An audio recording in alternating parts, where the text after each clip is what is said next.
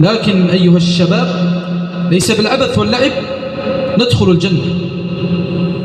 الجنة ما يلقاها إلا الذين صبروا، وما يلقاها إلا ذو حظ عظيم، ما يلقاها إلا الصابر الذي يصبر عن طاعة الله ويجاهد نفسه فلا يعصي الله تعالى.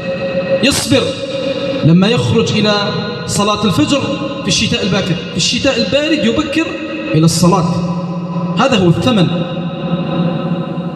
بالصيام في شهر رمضان، بإيتاء الزكاة، بحج بيت الله الحرام. ليس بالعبث واللعب ندخل الجنة أيها الأخوة.